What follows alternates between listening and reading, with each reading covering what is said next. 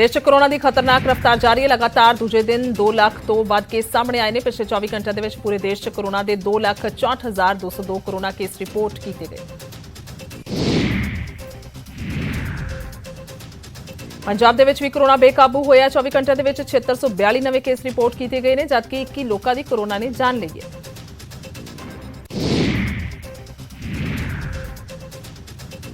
चंडीगढ़ दे corona का blast होया ते कोरोना के 1834 नवे केस आए हैं, जबकि 2 लोगों ने कोरोना कारण दम तोड़ दिता है।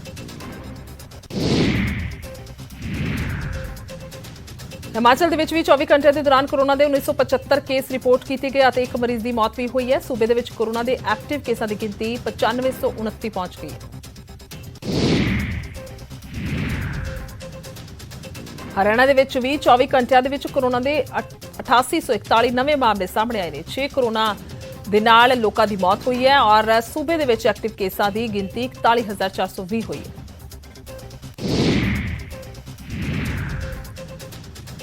चोणां तो पहला सियासी आगुआं दे राम रहीम के डेरियां दे विच गेड़े लगने शुरू हो गए हैं, पर डेरे ने अजे तक अपनी पूरी तरह के नाल अपने पत्ते नहीं खोले। डेरे के सियासी विंग के मुखी राम सिंह ने उम्मीदवार नूं वेख के समर्थन देण वाल इशारा किया।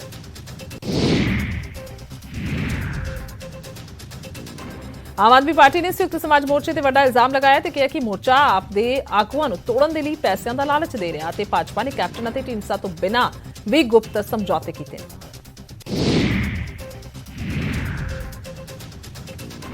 विधान सभा चोणां नूं लैके संयुक्त समाज मोर्चे ने तैयारी खिंच ली है। मोर्चे ने 16 जनवरी नूं सारियां सीटां दे लई अपने उम्मीदवारां दा ऐलान करन दी गल आखी है। मोर्चा हुण तक 10 उम्मीदवारां दा ऐलान कर चुकिया है।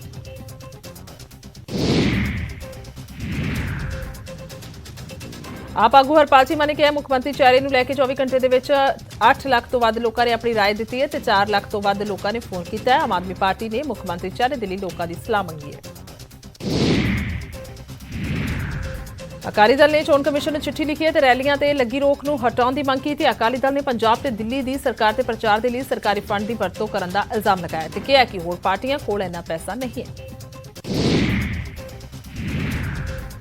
पंजाब कांग्रेस दे विच टिकटां नूं लैके पेच फस गया ते सूत्रां मुताबिक सोनिया गांधी दे सामने ही चन्नी सिद्धू अते जाखड़ आपस दे विच उलझ पए ते मुख्यमंत्री चेहरे नूं लैके तिखी बहस हुई। सिद्धू मूसेवाला ने चंडीगढ़ दे विच नवजोत सिद्धू दे नाल मुलाकात की। दोहां विचाले टिकट की दावेदारी नूं लैके गलबात हुई है। मानसा दे विच कुछ कांग्रेसियां दे वल्लों मूसेवाला दा विरोध कीता जा रहा है।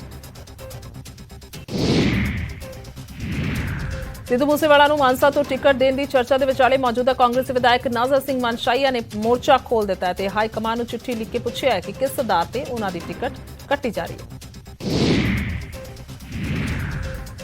लहरा गागा तो विधायक परमिंदर सिंह ढींडसा ने कहा कि वह लहरा गागा तो ही चोण लड़नगे और भाजपा कैप्टन के नाल सीट शेयरिंग नूं लैके छेती फैसला होवेगा। उन्होंने कहा कि वह अकाली दल च कदे वापसी नहीं करनगे। भाजपा आगू सुभाष शर्मा ने कहा कि पार्टी का मैनीफेस्टो नहीं बल्कि संकल्प पत्र होगा। पार्टी मुफ्त वाले वादे नहीं करेगी और भाजपा असल मुद्दों ही चुकेगी। हिसार दे विच हरियाणा कांग्रेस प्रधान कुमारी शैलजा ने सूबा सरकार नूं घेरिया और कहा है कि भाजपा ने हरियाणा नूं अपराध महंगाई और बेरोजगारी च पहले नंबर पर लिया दिता। नारनौंद पहुंचे किसान आगू राकेश टिकैत ने कहा कि जे जनता एकजुट रहे तो कोई भी अंदोलन जितया जा सकता है। उन्होंने किसानों को खर्चे घटा के आमदनी बढ़ाने के लिए कहा। बठिंडा दे विच किसान अंदोलन नूं समर्पित एक चौक बनाया गया, जिस दे विच एक किसान 2 बलदां दे नाल खड़ा नजर आ रहा है। लोगों ने कहा कि यह चौक लोगों के वल्लों दित्ते पैसों के नाल बनाया गया। फाजिलका के एक पिंड दे विच कांग्रेसी विधायक दविंदर सिंह कुबाया का लोगों ने विरोध किया ते उन्हां दे खिलाफ जम के नारेबाजी की। विरोध नूं वेखदिआं कुबाया वापस चले गए। चोणां तो पहला पंजाब नूं दहलाउण दी कोशिश नाकाम हो गई है। अमृतसर च पुलिस ने वड्डी गिनती च विस्फोटक बरामद किया है। यह बरामदगी अमृतसर के सरहदी खेतर धनोआ कलां तो हुई है। इस तरह दिल्ली की गाजीपुर मंडी दे विच भी आईडी बरामद होने दे नाल हड़कंप मचिआ है। इत्थे एक बैग दे विच धमाके खेज समग्री बरामद की गई है, जिस नूं जमीन दे विच दब के नष्ट कर दिता गया। नवांशहर तो पुलिस ने 2.5 किलो आरडीएक्स बरामद किया। इंटरनेशनल सिख यूथ फैडरेशन के अतवादियों की निशानदेही से यह आरडीएक्स बरामद किया गया। मोगा पुलिस के वलों 6 जनवरी नूं ग्रेनेड ते पिस्टल सने विदेश च रहिंदे अर्शदीप डाला तो ਡਾਲਾ ਦੇ 3 ਸਾਥੀਆਂ ਨੂੰ ਗ੍ਰਿਫਤਾਰ ਕੀਤਾ ਗਿਆ ਸੀ। ਜਾਣਕਾਰੀ ਮੁਤਾਬਿਕ ਇਹਨਾਂ ਮੁਲਜ਼ਮਾਂ ਦਾ ਲਿੰਕ ਨਵਾਂ ਸ਼ਹਿਰ ਦੇ ਵਿੱਚ ਫੜੇ ਗਏ 2.5 ਕਿਲੋ ਆਰਡੀਐਕਸ ਦੇ ਮੁਲਜ਼ਮਾਂ ਦੇ ਨਾਲ ਵੀ ਦੱਸਿਆ ਜਾ ਰਿਹਾ ਹੈ। ਹਾਈਕੋਰਟ ਦੇ ਹੁਕਮਾਂ ਤੋਂ ਬਾਅਦ ਗੈਂਗਸਟਰ ਦਿਲਪ੍ਰੀਤ ਬਾਬਾ ਦਾ ਬਠਿੰਡਾ ਦੇ ਸਰਕਾਰੀ ਹਸਪਤਾਲ 'ਚ ਮੈਡੀਕਲ ਕਰਾਇਆ ਗਿਆ। ਦੱਸਿਆ ਜਾ ਰਿਹਾ ਹੈ ਕਿ 23 ਦਸੰਬਰ ਨੂੰ ਦਿਲਪ੍ਰੀਤ ਦੀ ਜੇਲ੍ਹ ਦੇ ਵਿੱਚ ਆਰਪੀਐਫ ਦੇ ਜਵਾਨਾਂ ਦੇ ਨਾਲ ਲੜਾਈ ਹੋਈ ਸੀ, ਜਿਸ ਦੇ ਵਿੱਚ ਉਸ ਨੂੰ ਸੱਟਾਂ ਲੱਗੀਆਂ ਸਨ। ਜੇਲ੍ਹ ਪ੍ਰਸ਼ਾਸਨ ਤੇ ਦਿਲਪ੍ਰੀਤ ਦਾ ਇਲਾਜ ਨਾ ਕਰਨ ਦਾ ਇਲਜ਼ਾਮ ਸੀ। ਨਨ ਰੇਪ ਕੇਸ ਦੇ ਵਿੱਚ ਬਿਸ਼ਪ ਫ੍ਰੈਂਕੋ ਮੁਰਕਲ ਨੂੰ ਬਰੀ ਕਰ ਦਿੱਤਾ ਗਿਆ। ਕੇਰਲ ਦੀ ਕੋਇਟਮ ਅਦਾਲਤ ਨੇ ਫੈਸਲਾ ਸੁਣਾਇਆ। ਹਾਲਾਂਕਿ ਸ਼ਿਕਾਇਤਕਰਤਾ ਧਿਰ ਨੇ ਹਾਈਕੋਰਟ ਦਾ ਰੁਖ ਕਰਨ ਦੀ ਗੱਲ ਕਹੀ ਹੈ। ਪਠਾਨਕੋਟ ਦੇ ਇੱਕ ਇਲਾਕੇ ਦੇ ਵਿੱਚ ਦੋ ਧਿਰਾਂ ਵਿਚਾਲੇ ਜ਼ਬਰਦਸਤ ਲੜਾਈ ਹੋਈ, ਜਿਸ ਕਾਰਨ ਇੱਕ ਸ਼ਖਸ ਨੇ ਦਮ ਤੋੜ ਦਿੱਤਾ ਤੇ 2 ਹੋਰ ਜ਼ਖਮੀ ਹੋ ਗਏ ਨੇ। ਲੜਾਈ ਦਾ ਕਾਰਨ ਪੁਰਾਣੀ ਰੰਜਿਸ਼ ਦੱਸਿਆ ਜਾ ਰਿਹਾ ਹੈ।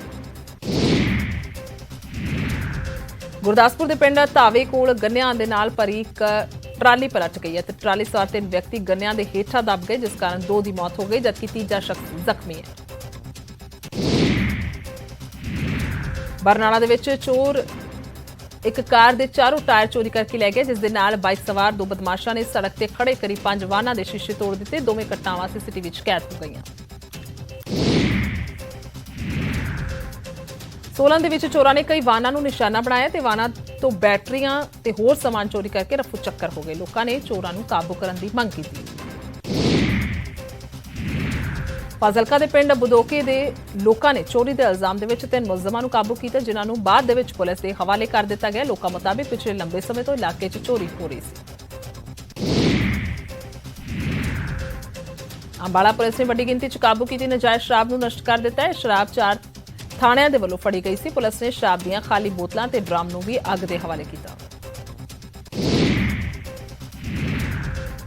ਇਸ ਵਾਰ ਦਾ ਸੰਸਦ ਬਜਟ 2 ਹਿੱਸਿਆਂ ਦੇ ਵਿੱਚ ਹੋਵੇਗਾ। ਪਹਿਲਾ ਗੇੜ 31 ਜਨਵਰੀ ਤੋਂ ਲੈ ਕੇ 11 ਫਰਵਰੀ ਤੱਕ ਹੋਵੇਗਾ। ਇਸ ਦੌਰਾਨ 1 ਫਰਵਰੀ ਨੂੰ ਆਮ ਬਜਟ ਪੇਸ਼ ਕੀਤਾ ਜਾਵੇਗਾ। ਇਸੇ ਤਰ੍ਹਾਂ ਦੂਜਾ ਗੇੜ 14 ਮਾਰਚ ਤੋਂ ਲੈ ਕੇ 8 ਅਪ੍ਰੈਲ ਤੱਕ ਹੋਵੇਗਾ। ਕੁਰੂਕਸ਼ੇਤਰ ਦੇ ਵਿੱਚ 23 ਸਾਲਾ ਇੱਕ ਨੌਜਵਾਨ ਕਰੀਬ 20 ਸਾਲ ਬਾਅਦ ਆਪਣੇ ਪਿਤਾ ਨੂੰ ਮਿਲਿਆ। ਇਹ ਨੌਜਵਾਨ ਮਾਘ ਮੌਕੇ ਪੱਛਮੀ ਬੰਗਾਲ ਤੋਂ ਕੁਰੂਕਸ਼ੇਤਰ ਆਇਆ, ਜਿੱਥੇ ਉਸ ਦਾ ਮਿਲਨ ਆਪਣੇ ਪਿਤਾ ਦੇ ਨਾਲ ਹੋ ਗਿਆ। ਹਮੀਰਪੁਰ ਦੇ ਨਾਂਦੌਰ ਦੇ ਵਿੱਚ ਆਪਣੀ ਮ੍ਰਿਤਕ ਪਤਨੀ ਦੀ ਅੰਤਿਮ ਇੱਛਾ ਪੂਰੀ ਕਰਨ ਦੇ ਲਈ ਇੱਕ ਰਿਟਾਇਰਡ ਡਾਕਟਰ ਨੇ ਸਰਕਾਰ ਨੂੰ ਆਪਣੀ ਕਰੋੜਾਂ ਰੁਪਏ ਦਾ ਜਾਇਦਾਦ ਦਾ ਵਾਰਿਸ ਬਣਾ ਦਿੱਤਾ। ਡਾਕਟਰ ਦੀ ਆਪਣੀ ਕੋਈ ਔਲਾਦ ਨਹੀਂ ਹੈ, ਇਸ ਲਈ ਉਹਨਾਂ ਨੇ 5 ਕਰੋੜ ਤੋਂ ਵੱਧ ਰੁਪਏ ਦੀ ਜਾਇਦਾਦ ਸਰਕਾਰ ਦੇ ਨਾਂ ਕਰ ਦਿੱਤੀ ਹੈ ਤੇ ਕਰੋੜਾਂ ਰੁਪਏ ਦੇ ਆਪਣੇ ਘਰ 'ਚ ਬਿਰਧ ਆਸ਼ਰਮ ਬਣਾਉਣ ਦੀ ਸ਼ਰਤ ਰੱਖੀ।